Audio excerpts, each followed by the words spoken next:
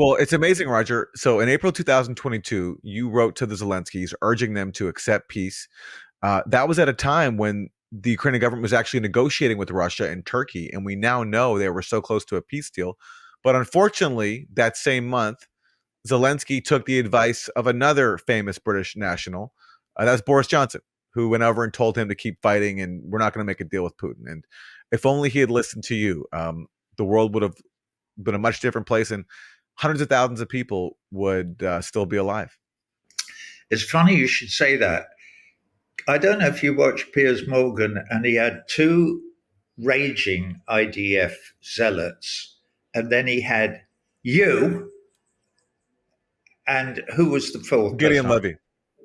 And he had Gideon, which is why I'm bringing it up. Yeah. And Gideon didn't say a word for about 10 minutes. And then when he did say a word, he said, when I heard that news or when I read that piece in Haaretz, I sent an email to Koblovsky or whatever the journalist's name was, who had reported that the Hannibal Directive had been issued by the Israeli High Command on October the 7th. After Yaniv Kubovich published his scoop, I SMS'd him, I sent him a text message asking, so Roger Waters was right. And he said, when I read that, I wrote to him and said, maybe Roger Waters was right all along. Because I was vilified for speaking out about October the 7th. And all I said, and this was to Glenn Greenwald, was, I really want to know what actually happened. And for that, they wouldn't let me stay in a hotel all over South America. He's a raging anti-Semite. You can hear it. He wants to know what actually happened. And now it turns out that I was completely right. When I saw those piles of cars, I went, shit, they killed all those people. The Israelis did, Yep. Hamas did not have Apache helicopters and Hellfire missiles. That's right. They just didn't. Anyway.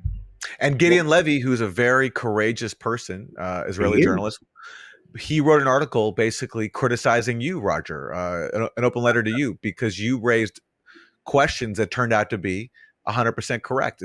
Did Israel kill its own people on October 7th? Now we know the Israeli media has confirmed this. And Israeli military sources have confirmed this, that the order on October 7th was to turn that area around Gaza into a killing zone to prevent Palestinian militants from taking Israelis captives. And so it was totally fair for you to speculate that Israel killed its own people because they've confirmed that they did. And had they listened to you or people like Max Blumenthal and Ali Abunimah, this would have been widely understood a long time ago. And Gideon Levy gave you that acknowledgement much too late, but it was good to see him do that. Gideon doing that the other day, I'm almost in tears now, because that was like him reaching through the screen and putting his arms around me and saying, I love you, my brother. I was wrong. You were right. When he criticized me for not, he went to Kibbutz Eri 2 days after, and he saw all of that, but he assumed that it was Hamas, A, and B, he believed the Zaka stories about women rape and breasts used as footballs and all that, which we now know. Well, we don't know. Nobody knows anything. It's possible the earth is flat. But as far as all the evidence goes, we know that there were all lies. Not a single Israeli woman, as far as we know, was sexually assaulted on October the 7th, 2020. Not one. There's no evidence to support even one. No babies were killed. That little girl who was killed in that particular kibbutz was killed by an Israeli tank shell, along with 13 other Israelis, when they were just blowing up a house because they knew there were some Palestinians in it. So maybe eventually the whole story will come out. It remains to be seen. Well, both of you did a great job on Piers Morgan. Both of you had very comedic moments. Aaron, one of your comedic moments was when you were accused of having books and you copped to it. You said, that's true, I do have books. That was very brave of you to admit. And then Roger, you shared some self-help tips. We actually have a clip of this moment. all the filthy, disgusting lies that the Israelis told after October the 7th. Like what? About burning babies and women being raped, which were all complete. Actually, women were raped. No, they weren't. Yes, they were. Well, there's no evidence. It's been established by the You United can Nations. say anything that you want, but there's no evidence. Actually, there is extensive evidence. There is no of evidence. sexual assault and rape. Well, there is. Okay, well, all right, now. Also, we know what Hamas broadcast on social media. Calm down. Roger, calm down. Don't sink to his level. All right, I won't. What level? Well, stop shouting. Stop shouting back. Let him interrupt you as much as you... Okay, all right. Sorry, Piers, what were you saying? Yeah. Well, you know, when I went into that, obviously I thought, what can you do? What you can't do is just shout back. That's what he does. That's his stock in trade. That's all he ever does, really.